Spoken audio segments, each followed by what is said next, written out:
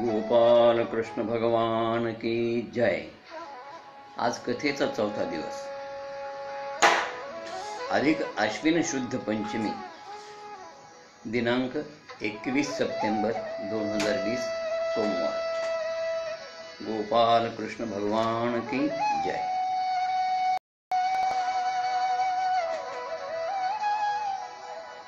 कृष्ण निर्माणाची बातमी ऐकून सर्व पांडवांनी स्वर्गारोहण करण्याचं निश्चित केलं. धर्मराजाने परीक्षिताला राजगादीवर बसवून स्वतः भीम, अर्जुन, नकुल, सहदेव, कुंती व द्रौपदीसह ते हिमालयात देहत्याग करण्यासाठी निघून गेले. परीक्षित राजा उत्तम प्रकारे राज्यकारभार करू लागला. त्याने उत्तराची म्हणजे आपल्या मामाचीच कन्या इरावती हिच्यासोबत विवाह केला. त्याला जन्मेजयासह 4 पुत्र झाले. त्याने 3 अश्वमेध यज्ञ केले. दिग्विजय प्रसंगी त्याने कलीचा निग्रह केला.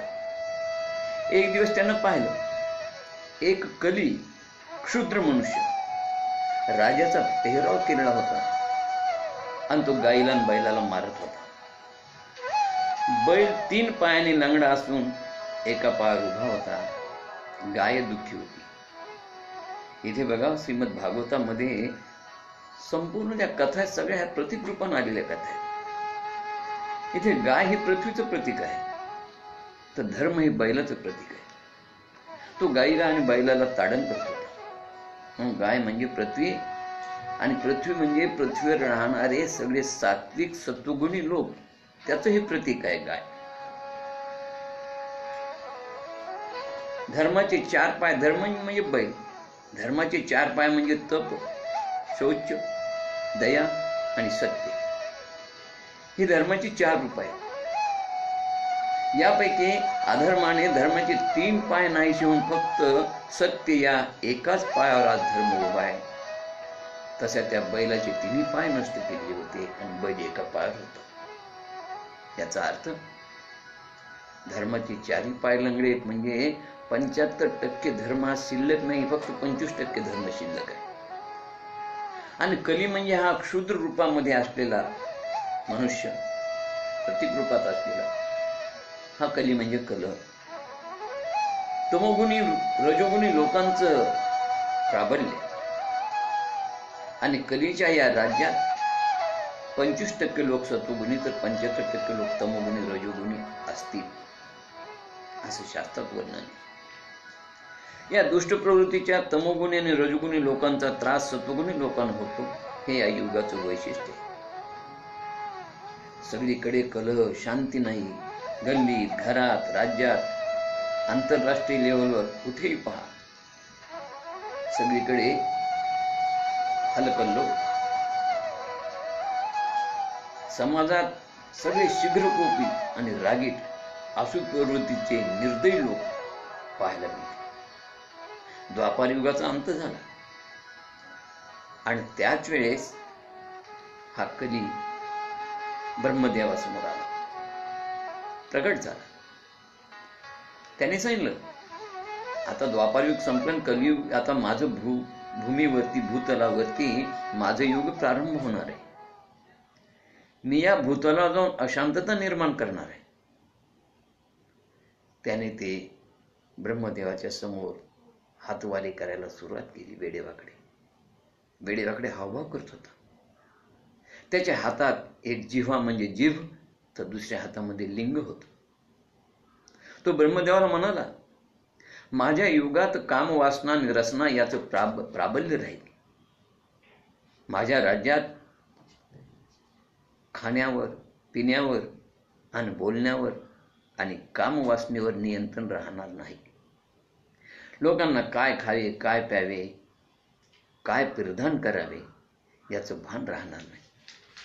आणि कामवासनेच्या आहारी गेलेली माणसं कलहप्रिय, सैतानी वृत्तीची होती. त्यांच्यातील ईश्वरी प्रेमाचा झरा बुजलेला असेल. त्यांच्या जीवघेण्या वासना ह्या फसफसत राहतील. म्हणून या युगामध्ये बलात्काराचं प्रमाण वाढेल. लोक विलासी चैनी होतील, पैशामागे धावणारी होतील. म्हणजेच कली म्हणजे कोणी व्यक्ती नव्हे, तर ती एक वाईट वृत्ती आहे, या वाईट प्रवृत्ती आहे. आणि वाईट वृत्तींचं, वाईट प्रवृत्तीच्या लोकांचं युग म्हणजे कलहाचं युग. या काळात तमोगुणी रजोगुणाचं प्राबल्य वाढेल. अन्याय, अत्याचार, क्रोर्य, द्वेष, हिंसा, जुगार, लुटमार, निर्दयता इत्यादी समाजातील सगळ्या दुष्ट प्रवृत्ती वाढीस लागतील. आणि या कलीपासून आपल्याला जर कुटुंबाचा जर बचाव करायचा असेल तर एकमेव मार्ग म्हणजे या कलियुगात नामस्मरण. कलियुग काय आहे ही कन्सेप्ट क्लिअर झाल्याशिवाय खरं म्हणजे श्रीमद भागवत कळत नाही. बघा पहा, शास्त्रात 4 युग आहे: सत्ययुग, त्रेतायुग, द्वापरयुग आणि कलियुग. आणि आता कलियुग प्रारंभ झाले. सत्ययुग म्हणजे चांगल्या गुणाचं प्राबल्य असणारे युग आहे.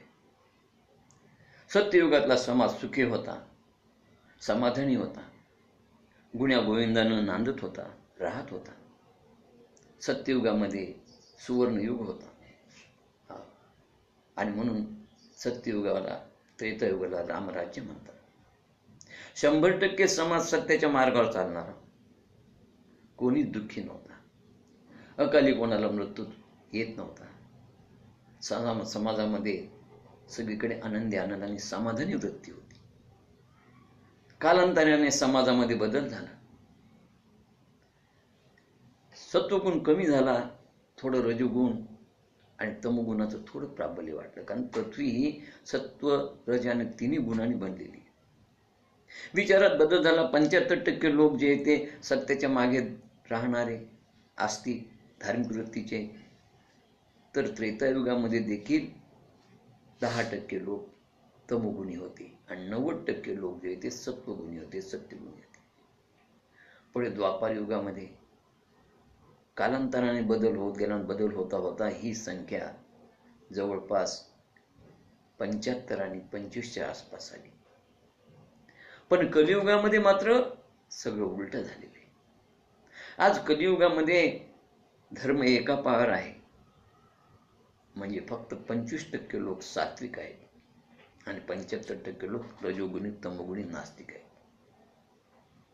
जेव्हा समाजात सत्व, रज, तम या तिन्ही त्रिगुणात्मक प्रकृतीमध्ये बदल होतो, सत्वगुणापेक्षा रज आणि तम या गुणाची वाढ होते, तेव्हा समाज स्वैर, क्रूर, पाषाण हृदयी आणि आसुरी वृत्तीचा होतो. आणि तेव्हा त्याला कलियुग म्हणतात. आज 25% सत्वगुणी लोक आहेत, 75% लोक तमोगुणी, रजोगुणी आहेत. ही विसंगती आहे. म्हणून या कलियुगाला अशांतीचं युग म्हटलेलं आहे. कलियुग म्हणजे तमोगुण, रजोगुणाचं प्राबल्य. तमोगुण, रजोगुणाचं प्राबल्य वाढून दुष्ट मार्गाने समाज वागतो. त्या समाजातील व्यक्तींची वृत्ती, विचार वाईट होतात.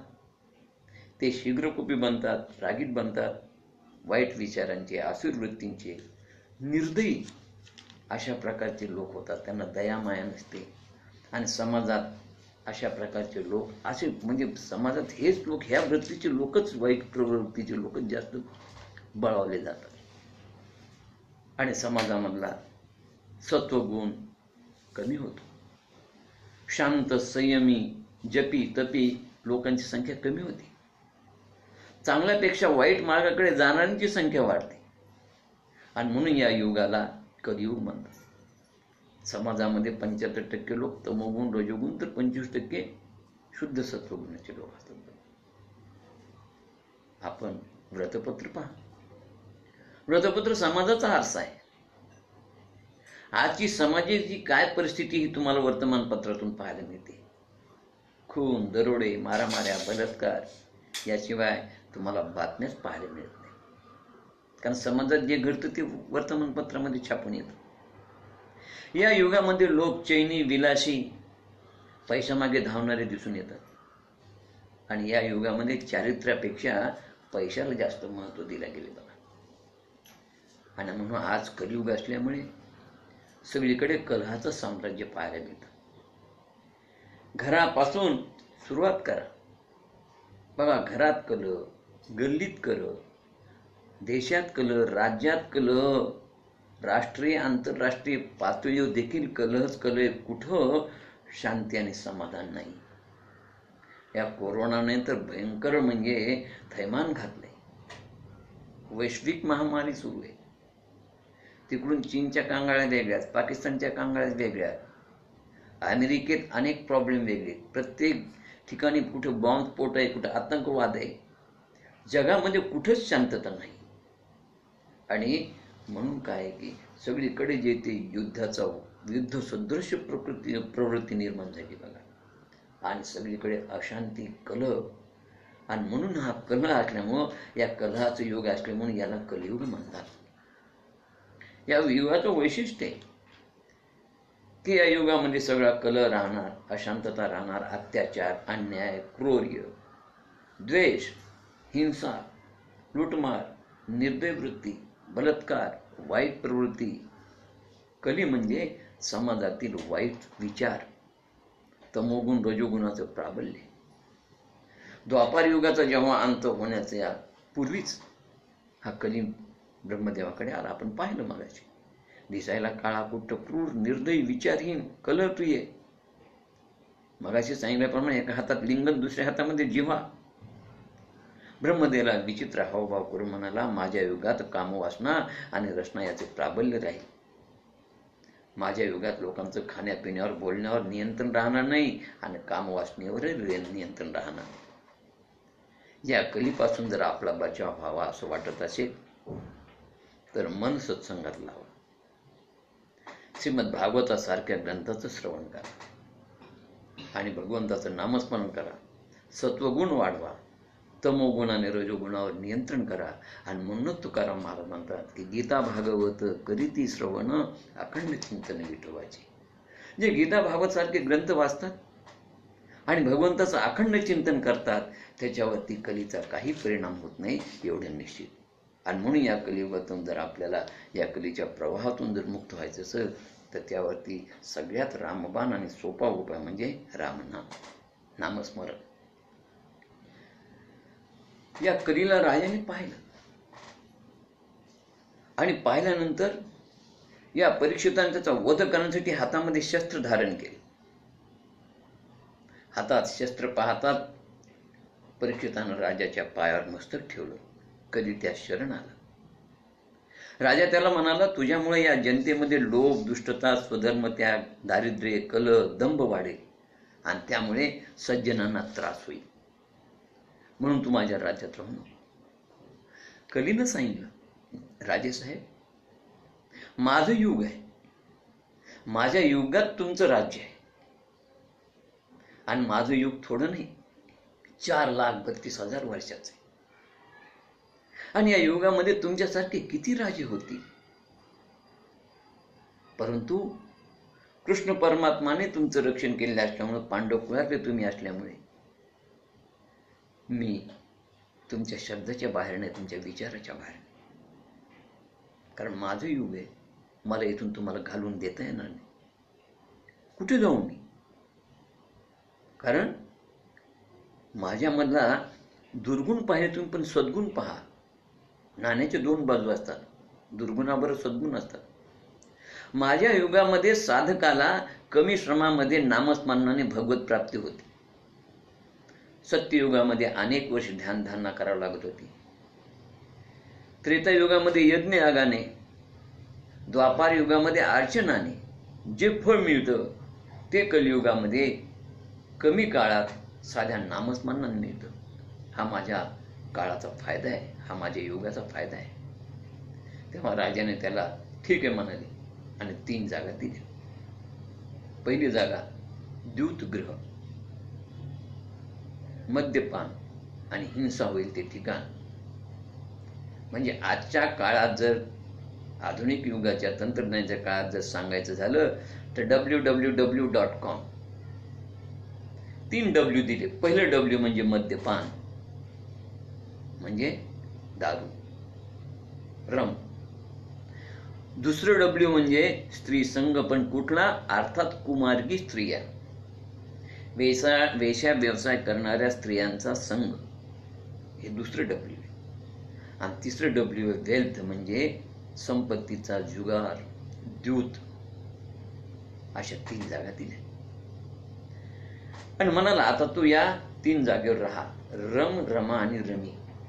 या 3 जागेमध्ये बघा कली आहे, तिथे कल असणारच. पण एवढ्यानं कधी तर समाधान झालं नाही. तो राजाला म्हणाला की एवढ्यानं माझं समाधान होणार नाही, माझा फार मोठा पसारा, मला एवढं पुरणार नाही. त्यावेळेस राजाने 4थं ठिकाण दिलं की अवैध मार्गानं येणारं सोनं, या ठिकाणी तू राहायचे. पण बघा, वाईट मार्गाने आलेलं सोनं हे त्याच्यामध्ये कली असतोच. आणि 5वं ठिकाण दिलं की ज्या ठिकाणी तंटे, बखेडे, कटकटी, भांडण, कटकट असतील, हे असं तुला तंट्याचं ठिकाण 5वं. अशा प्रकारे 5 जागा दिल्या. जोपर्यंत परीक्षिती होता तोपर्यंत परीक्षिताला पाय पसरता आले नाही. आपल्याला तोपर्यंत आपल्या कलीला पाय पसरता आले नाही आणि अधर्माचा प्रसारही करता आला नाही. त्या परीक्षिताच्या काळात तो आनंदात राज्यकारभार करू लागला. लोक धर्मानं, नीतीनं वागवू लागले. त्यानं त्या बैलाचे 4ही पाय बसवले आणि अशा रीतीनं धर्म जो येतो, लोक धार्मिक झाले, धर्माने वागू लागले. परंतु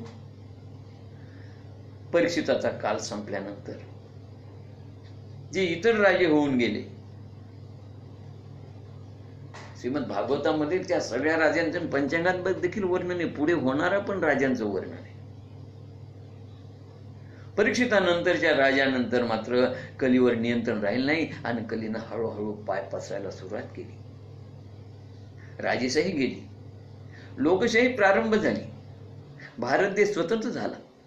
आणि भारत देश स्वतंत्र झाला नंतर तर त्या कलीचं एवढं फोपवलं, केवळ भारतातच नव्हे तर सगळ्या देशामध्ये त्यांनी थैमान घालायला सुरुवात केली आणि सगळीकडे त्यानं पाय पसरायला सुरुवात केली. आता कलीवर कोणाचं नियंत्रण राहिलेलं नाही.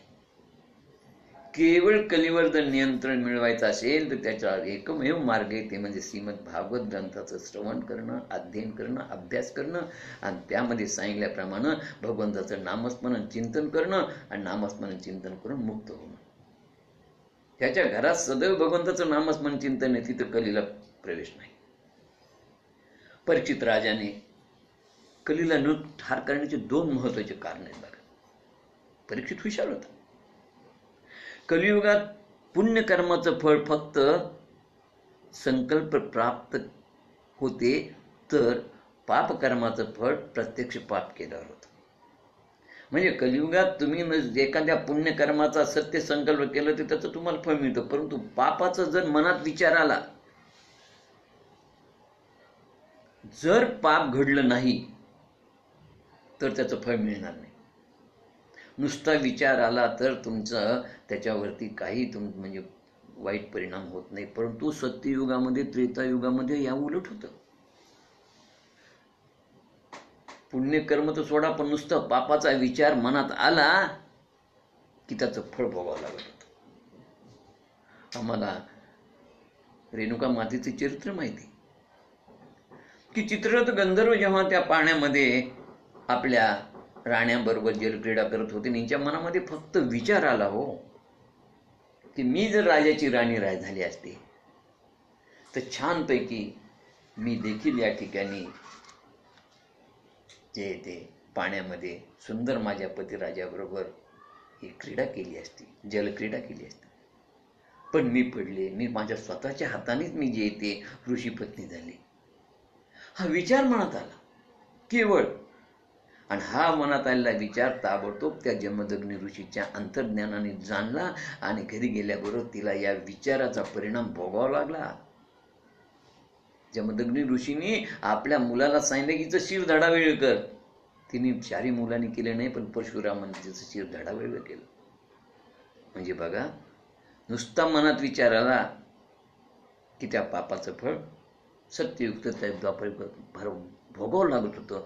पण कलियुगामध्ये जर मनात पापाचा विचार आला आणि पाप नाही घडलं तर त्याचं फळ भोगावं लागत नाही. हा या कलियुगाचा फायदा असल्यामुळे आमच्या परीक्षितांनी विचार केला, ठीक आहे, कलीला परवानगी द्यावी. दुसराच महत्वाचा मुद्दा की अन्य युगामध्ये, सत्ययुग, त्रेतायुग, द्वापार युगामध्ये लोक 25-25 हे ऋषीमुनी 25-25 हजार वर्षे तपश्चर्या करत होते, परंतु त्यांना भगवत प्राप्ती नव्हती. आता कलियुगामध्ये थोड्याशा कालावधीत केवळ नामस्मरण केलं तर मुक्ती मिळते. आणि म्हणून यांनी कलीला ठार न करता त्याचा निग्रहच केला, त्याच्यावर नियंत्रण केलं, त्याला 5 जागेवर समाधान मानायला लावलं. अशा रीतीने कली 5 जागेवर राहिला. एके दिवशी परीक्षित राजाच्या मनात जिज्ञासा निर्माण झाली की माझ्या वाडवडिलांनी, आजोबा पंजोबांनी खजिन्यात काय ठेवले, खजिना जाऊन पहावा. म्हणून तो कोशागारात आला. काय धनसंपत्ती आहे, काय नाही हे पाहत असताना शोधता शोधता शोधता शोधता त्यानं पाहिलं की उंच एक पेटी ठेवली आणि त्या पेटीला पट्टी मारलेली, खिळे मारलेली. त्या खजिनदाराला त्यांनी विचारलं की यात काय. त्यावेळेस त्यांनी त्याला मज्जाव केला, पण परीक्षितानं ऐकलं नाही. न ऐकता परीक्षितानं तो शोध घेतल्यानंतर पाहिलं त्या पेटीमध्ये सोन्याचा मुकुट मिळाला. काही एक विचार न करता राजानं तो मुकुट आपल्या डोक्यावर परिधान केला.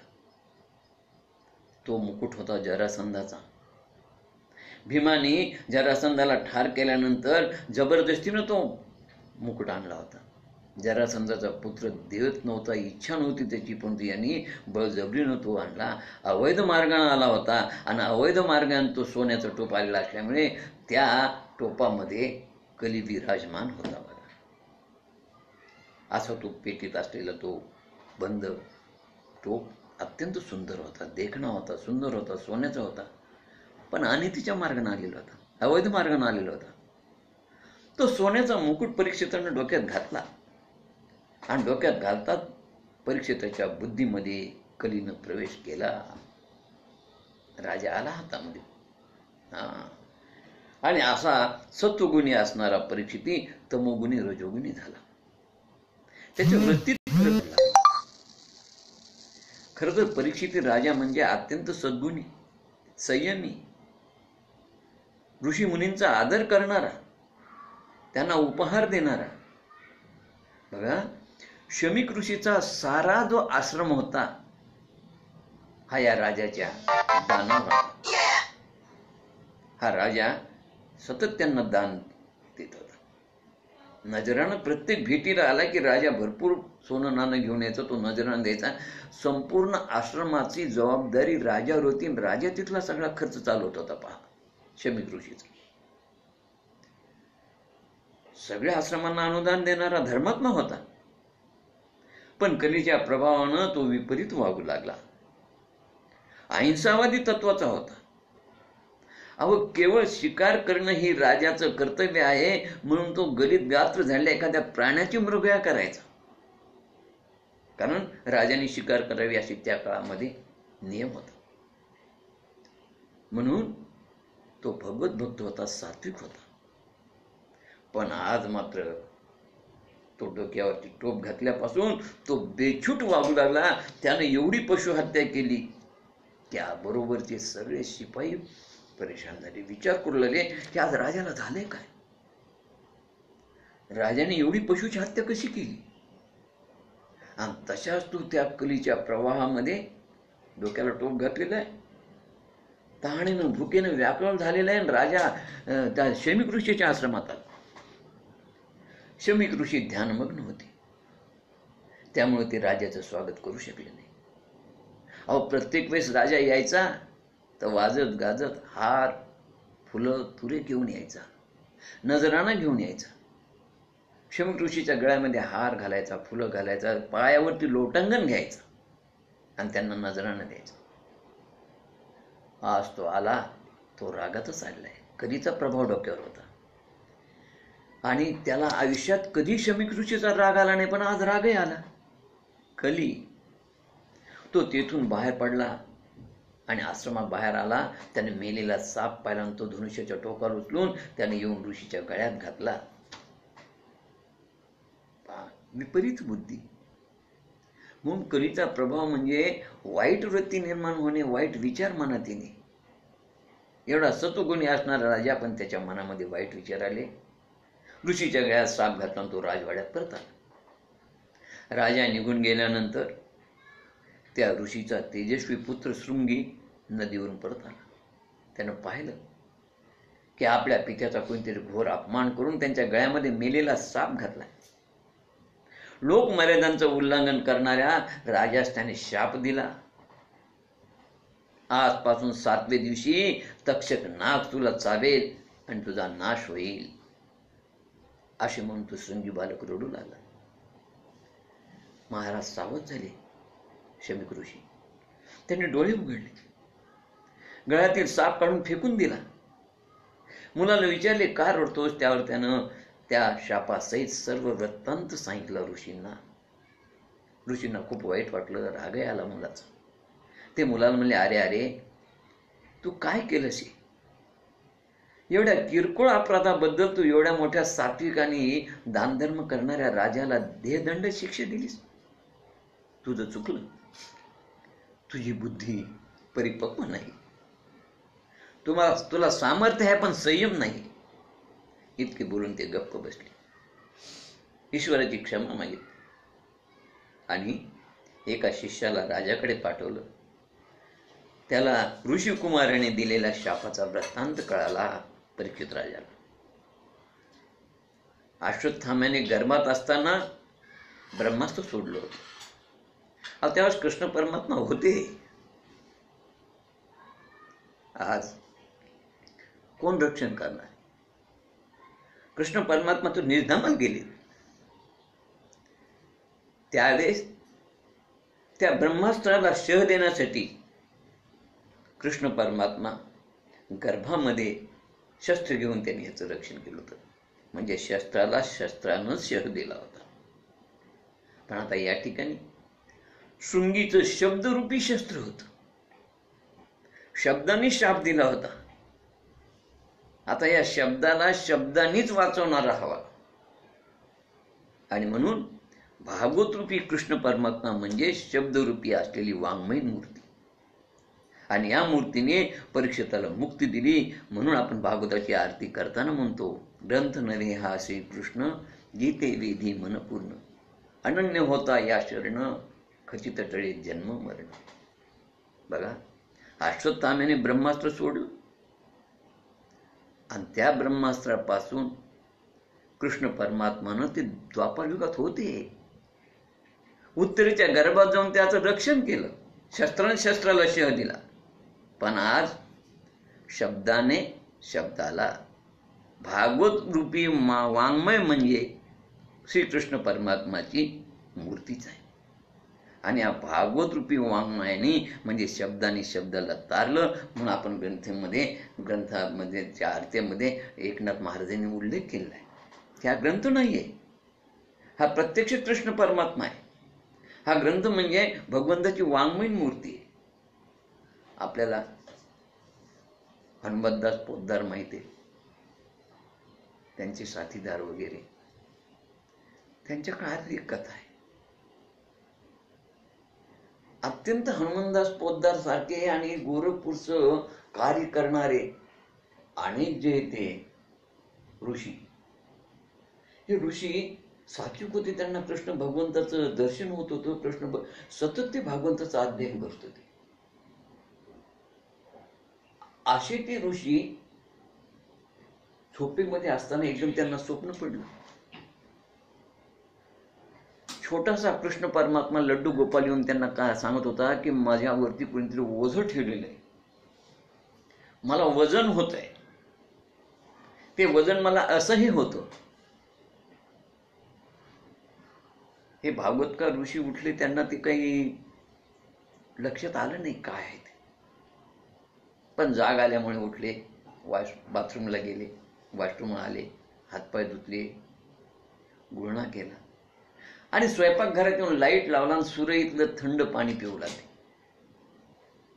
थंड पाणी पित असताना त्यांनी पाहिलं लाईट लावल्याबरोबर, तर दररोज ज्या चौरंगावरती कृष्ण परमात्माचं ग्रंथ ठेवून ते त्याचं अध्ययन करत होते, रोज काही श्लोक वाचत होते, त्यांचा नित्यनेम होता, त्या ग्रंथावरती चुकून त्यांच्या बहिणीने खलबत्ता ठेवला होता लोखंडी ग्रंथावर. आणि म्हणून तो कृष्ण परमात्मा त्यांच्या स्वप्नातून त्यांना सांगत होता की मला हे वजन असंही होतंय, माझ्यावर कोणतरी वजन ठेवलेले. त्यांच्या लक्षात होतं. त्याने ताबडतोब खलबत्ता बाजूला ठेवला. त्यांचं वय होतं 88 वर्षाचं आणि त्यांची बहीण होती ती 85 वर्षाची. ती साध्वी होती, तपस्वी होती, ती बालब्रह्मचारीणीच होती आणि ती कृष्ण परमात्माची भक्त होती. पण चुकून कसं गडबड झाली माहीत नाही, तिच्या हाताने ती चूक झाली. पण प्रत्यक्ष कृष्ण परमात्माच्या त्या ग्रंथाने, त्या वाङ्मय मूर्तीने येऊन त्या ऋषींना सांगितलं की माझ्यावरती ते ओझं बाजूला करा. म्हणून म्हटलं जाते की ग्रंथ नव्हे हा श्रीकृष्ण, गीते वेधी मन पूर्ण, अनन्य होता या शरण खचित टळे जन्म मरण. म्हणून कृष्ण परमात्माच्या या भागवत ग्रंथाला ग्रंथ म्हणू नका, पुस्तक तर म्हणूच नका, कारण ही वाङ्मय मूर्ती आहे. अशा रीतीने इकडे राजा घरी आला. डोक्यावरचा मुकुट काढून बाजूला ठेवतात, त्याला पश्चाताप झाला. अरे अरे अरे, माझ्या हातून केवढी मोठी चूक झाली, किती महाभयंकर पाप झालं, माझी मती भ्रष्ट झाली. अरे अरे, ऋषींना मी हार तुरे नेणारा, त्यांना वंदन करणारा, पण हे माझ्या हातून काय घडलं. तो पश्चाताप करत असताना त्याला शमीक ऋषीच्या मुलाने दिलेला शाप कळला. आणि कळल्याबरोबर त्याला कळालं की आजच्या 7व्या दिवशी आपल्याला मृत्यू येणार. बस तो म्हणला माझ्या कर्माचं फळ मला मिळालं. असं म्हणत त्याला वैराग्यच प्राप्त झालं. त्याने जन्मेजयाला राज्याभिषेक करून त्याच्या स्वाधीन राज्य केलं आणि राजा एका अरण्यात आला, गंगेच्या तीरावर येऊन बसला, ज्याचंच नाव आज शुकताल आहे. त्यानं अन्नपाण्याचा त्याग केला, प्रायश्चित्त घ्यायचं ठरवलं. जेव्हा मोठमोठ्या ऋषींना ही बातमी कळाली तेव्हा ते सारे त्या ठिकाणी आले.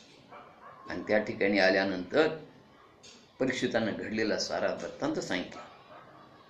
मला 7 दिवसात मृत्यू येणार आहे. ज्याचा मृत्यू जवळ आला असता अशा माणसाने काय करावं हे मला सांगा. या 7 दिवसात मला मोक्ष कसा मिळेल, मोक्षाचं साधन कोणतं असावं, काय श्रवण करावं, कशाचं स्मरण करावं, कशाचं चिंतन करावं, कोणती सेवा करावी, कोणतं सत्कर्म करावं, अशा प्रकारे याचं मला मार्गदर्शन तुम्ही करा. मोठमोठे ऋषी होते, ज्ञानी होते, पण काही बोलायला तयार नाही. आणि इतक्यात नारद महर्षीच्या लक्षात आलं. बघा, नारद महर्षी म्हणजे हे प्रॉब्लेम शूटर आहेत. म्हणून माणसानं प्रॉब्लेम क्रिएटर होऊ नये, प्रॉब्लेम शूटर व्हावं. त्यांना माहित होते की या वनामध्ये एक महान तपस्वी आलेले आहेत, परमहंस योगी आहेत, व्यासांचे पुत्र आहेत, आणि तेच यातून काहीतरी मार्ग काढतील. म्हणून नारद महर्षी गेले. राजाचंही पूर्व सुकृत चांगलं होतं, त्याचाही जन्म म्हणजे पुण्य फळाला आलं. नारद महर्षी बरोबर शुकाचार्य तिथे आले आणि मग परीक्षितानं त्यांचं पूजन केलं. त्यांना वंदन करून त्यांना प्रश्न विचारला की मृत्यू जवळ आलेल्या माणसानं काय केलं. म्हणजे सर्व धर्माचे मर्म जाणणाऱ्या शुकाचार्यांनी त्याला सांगायला सुरुवात केली. ते म्हणाले, राजा, सर्व शक्तिमान अशा श्रीकृष्ण भगवंताच्या लीलाचं निष्ठेनं श्रवण, कीर्तन आणि स्मरण करावं, म्हणजे तो मनुष्य 7 दिवसात मुक्त होतो. सर्वात मोठी भीती तुला कशाची, तर तुम्हाला मला मृत्यूची भीती आहे. अरे पण ही सगळी भीती दूर होण्यासाठी श्रीहरीच्या लीला श्रवण करणं आवश्यक आहे. लक्षात ठेवा, श्रीमद भागवतामुळे, कथनामुळं, भागवत श्रवणामुळे राजाला स्वतःचं स्वरूप कळालं की मी आत्मा आहे, मी देह नाही. तो ब्रह्ममय झाला. आणि त्यालाही कळालं मी देह ना, म्हणजे मला मृत्यू नाही. म्हणजे मृत्यूची भीती होती, ती मृत्यूची भीती नष्ट झाली.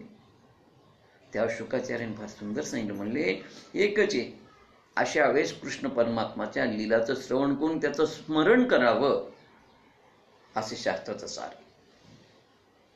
स्मरण करण्यासाठी. कारण मृत्यू कुठे दूर नाही, तो सतत आपल्या जवळच असतो. आपल्याला त्याचं विस्मरण होतं, भगवंताचं, आणि म्हणून मृत्यू तुमच्यावर खाला घालतो. त्याकरता सतत त्या ईश्वराचं स्मरण करावं, म्हणजे मोक्ष मिळतो. आता त्यांनी एकच सांगितलं, मरणाला भीतो? राजा म्हणला, हो मरणाला भीतो. काही भिवू नको म्हणले. मरणाच्या आधी फक्त अर्धस लाव, म्हणजे काय होईल? स्मरण. कोणाचं? भगवंताचं स्मरण कर. संपलं. भगवंताचं स्मरण केलं आणि 7 दिवसामध्ये त्याचे मोह, वासना, त्याच्या वासनेचा, त्याच्या मोहाचा क्षय झाला. 7 मोह होते, 7 वासना होत्या. 7 दिवसामध्ये 7 मोह नाहीस झाले आणि मोक्ष मिळाला. मोक्ष म्हणजे काय? मोक्ष म्हणजे मोह आणि क्षय म्हणजे क्षय. मोहाचा क्षय म्हणजे मोक्ष. 7 दिवसामध्ये त्याचा मोह, त्याच्या वासना नष्ट झाल्या श्रीमद भागवत ऐकून, आणि त्याला मोक्ष मिळाला. श्रीमद भागवत असं साधन आहे की तुमच्या वासना नष्टच होतात, तुमचा मोह नष्ट होतो. आणि म्हणून मोह नाहीसा करणारं, मोहाचा क्षय करणारं, असं मोक्ष देणारं असं श्रीमद भागवत आहे. आणि अशा रीतीनं त्यांनी सांगितलं असं स्मरण करावं. त्यानंतर शुकाचार्यांनी ध्यानविधी केली, भगवंताच्या विराट रूपाचं वर्णन केलं, सृष्टीचं वर्णन केलं. विदुर मैत्रेय यांचा संवाद सांगून परमेश्वरानं ब्रह्मदेवामार्फत कशी सृष्टी विस्तार केली याचंही वर्णन केलं. अशा रीतीने त्या ठिकाणी पहिल्या दिवसाची कथा त्यांनी प्रारंभ केली. सृष्टीच्या पूर्वी संपूर्ण विश्व म्हणजे पाण्यामध्ये बुडालेलं होतं आणि फक्त श्री नारायण, नारा म्हणजे पाणी आणि आयन म्हणजे वास्तव्य करणारा, शेष शय्येवर निद्रा करून आमचे नारायण निद्राधीन होते. तिथे फार मोठ्या कालावधीनंतर भगवंताच्या त्या नारायणाच्या नाभी कमलातून ब्रह्मदेव प्रगट झाले आणि त्यांनी चोहीकडे पाहिलं. सगळीकडे पाणीच पाणी होतं. 4 दिशांना 4 मुख असलेले ब्रह्मदेव 4 दिशेनं पाहत होते, पण त्यांना काही दिसत नव्हतं. मग फक्त त्यांना आवाज ऐकू आला, आकाशवाणी, तप करा, तप करा, तप करा. भगवंतानं सांगितलं तू तप कर, आणि तप केल्यानंतर सृष्टीच्या रचनेला सुरुवात कर. आणि भगवंत अंतर्धान पावले. चतुश्लोकी भागवत सांगितलं भगवंतानं ब्रह्मदेवाला. का? तर तुला या सृष्टीतून निर्माण केली, याचा तुला अहंकार होऊ नये म्हणून. आणि तेच चतुश्लोकी भागवत पुढे ब्रह्मदेवाने नारदाला, नारदाने व्यासांना, आणि व्यासाने त्याच्यावर हे श्रीमद भागवत लिहिले 4 श्लोकावर.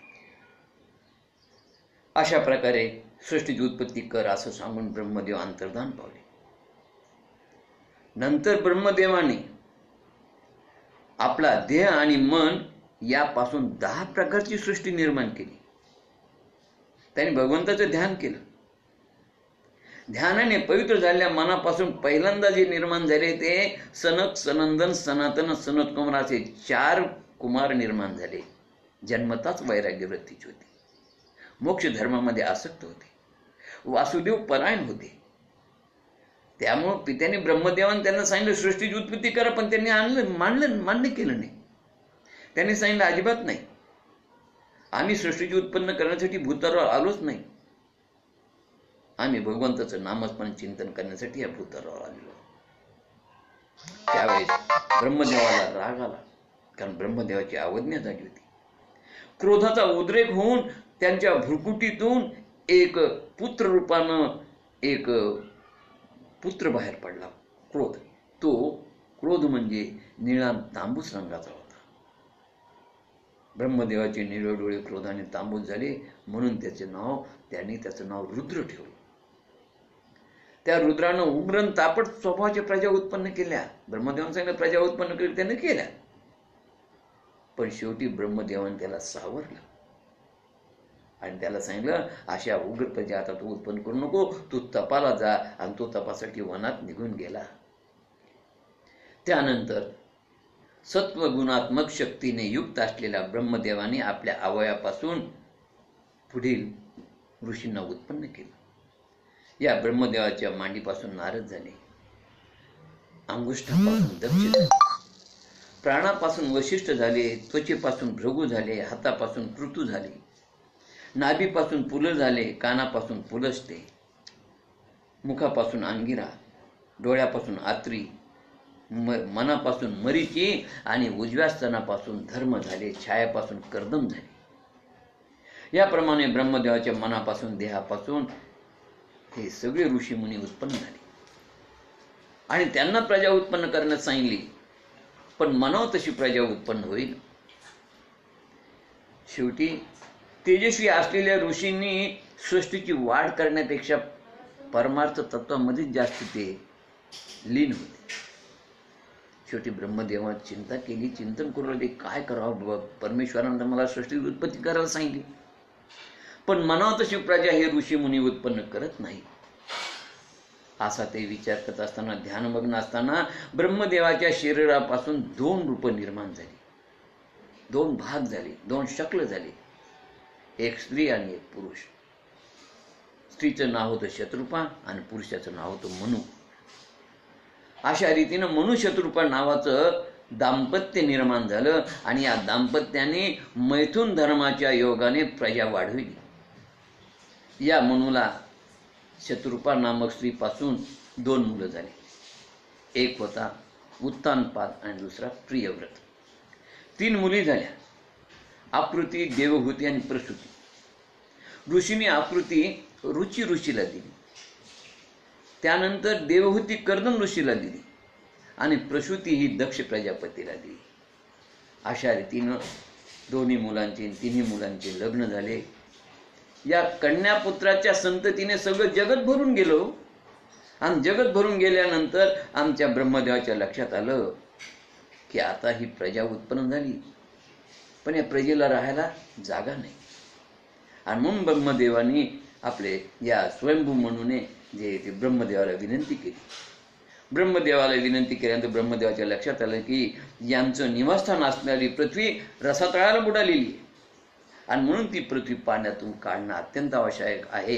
असा ब्रह्मदेव विचार करत असताना एकदम त्यांना शिंक आली आणि शिंक येताच शिंकेसह त्यांच्या नासिकेतून अंगुष्ठा मात्र आकाराचा एक वराह नावाचं पिल्लू बाहेर आलं. बघा, हे वराहाचं पिल्लू म्हणजे प्रत्यक्ष वराह भगवंतच होता.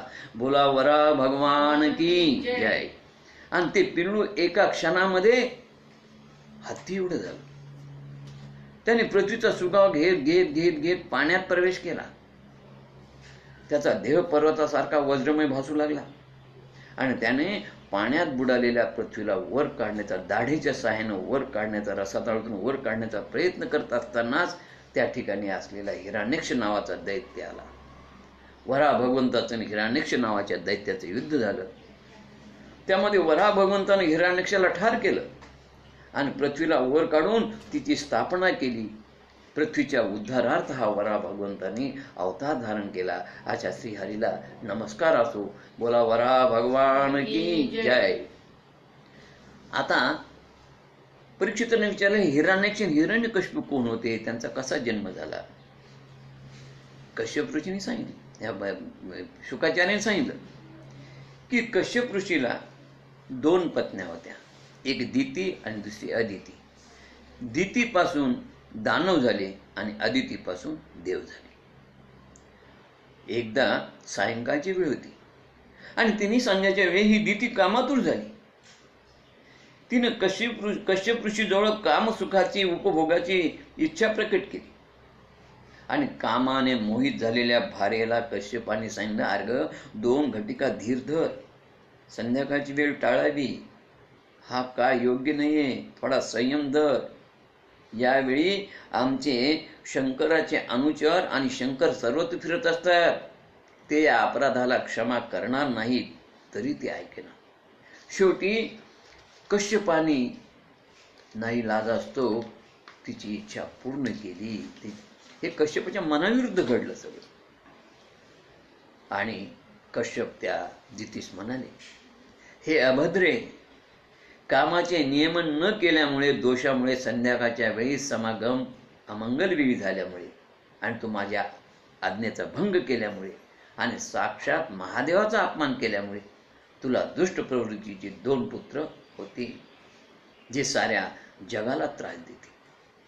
जेव्हा दितीला कळालं तेव्हा तिला खूप वाईट वाटलं आणि वाईट वाटल्यानंतर ती पश्चाताप करू लागली. तेव्हा कश्यप ऋषी म्हणाले, तुझे पुत्र अधम असले तरी तुझा नातू मात्र भगवत भक्त होईल, त्याचं नाव प्रल्हाद राहील, त्याची कीर्ती सर्वत्र पसरेल. आणि हेच ते दोन पुत्र म्हणजे हिरण्याक्ष आणि हिरण्यकशिपू, जी जय विजय होती. काय झालं तर बघा, ब्रह्मदेवाचे माणूस पुत्र सनक, सनंदन, सनातन, सनत कुमार हे चारी बंधू एकदा वैकुंठ नगरीमध्ये आले विष्णू भगवंताचं दर्शन घेण्यासाठी. आणि त्या ठिकाणी जय विजय या द्वारपालाने या चारी कुमारांना, भगवत भक्तांना आढळलं. खरं म्हणजे हे सर्वात जगात होईल ना. गोपाल कृष्ण भगवान की जय. हे पहा, माझी विनंती आहे, मी बोलत असताना या काळामध्ये फोन करू नका. अपर्णा पत्कीनं फोन केल्यामुळे सगळ्या डिस्टर्ब झालाय. कथेमध्ये व्यत्यय आणू नका ही विनंती. कोणी मला या काळात फोन करू नये. तर अशा रीतीनं ब्रह्मदेवाचे मानसपुत्र सनक, सनंदन, सनातन, सनत कुमार हे चारी बंधू त्या ठिकाणी विष्णूच्या दर्शनाला आले असताना जय आणि विजय या द्वारपालाने त्यांना अडवलं. खरं म्हणजे भूतलावरती सर्वात ज्येष्ठ असणारे हे चारी पुत्र, ज्ञानवृद्ध, तपोवृद्ध असणारे, आणि प्रभूच्या दर्शनामध्ये विघ्न आणलं, मज्जाव केला. भगवंताच्या संगतीत सदैव राहणारे तुम्ही भगवंतासारखे समदर्शी असायला हवे. पण तुमच्यामध्ये एवढा विषमभाव कसा? भगवत भक्तांना दर्शनामध्ये आडकाठी करता. तुम्ही वैकुंठात राहण्यास योग्य नाहीस, अपात्र आहात, म्हणून तुम्हाला मृत्यू लोकात भूतलावरच तुम्हाला राक्षस म्हणूनच तुम्ही राहण्याच्या योग्यतेचे आहात, असं म्हणून त्यांना शाप दिला आणि 3 जन्म भूतलावरती तुम्ही राक्षस म्हणून राहाल. त्यावेळेस जय विजय द्वारपाल भयभीत झाले. त्यांनी या सनकादिकांची क्षमा मागली. त्यावेळेस त्यांनी सांगितले, ठीक आहे म्हणाले. त्यांनी उश्चाप दिला की तुम्हाला मुक्त करण्यासाठी प्रत्यक्ष भगवंत भूतलावर जन्म घेईल आणि त्यांच्या हातून तुम्ही मुक्त व्हाल. म्हणून सत्ययुगामध्ये हिरण्याक्ष आणि हिरण्यकशिपू या हिरण्याक्षाला ठार करण्यासाठी भगवंतांनी वराह अवतार घेतला, तर हिरण्यकशिपूला ठार करण्यासाठी नरसिंह अवतार घेतला आणि दोघांचा उद्धार केला. त्रेतायुगामध्ये रावण आणि कुंभकर्ण या दोघांना ठार मारण्यासाठी भगवंताने श्रीराम अवतार घेतला.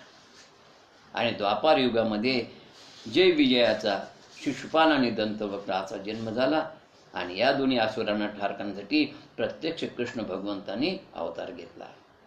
अशा प्रकारे हिरण्याक्षाचा भगवान श्रीहरीने वराह अवतार घेऊन नाश केला.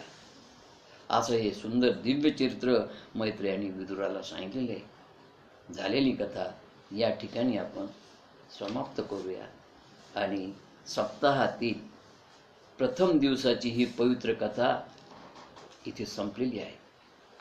ही कथा सप्ताहामध्ये 1 दिवसात होती, पण या ठिकाणी आपल्याला 4 दिवस लागलेले, म्हणून या 4थ्या दिवशी ही कथा संपलेली आहे. आपल्याला 1 महिन्यामध्ये संपूर्ण भागवताचं नियोजन आपण केलेलं आहे. उद्या सप्ताहातील 2ऱ्या दिवसाच्या कथेला प्रारंभ होईल. झालेली सेवा श्री गुरुचरणी समर्पित. हरे नमः, हरे नमः, हरे नमः.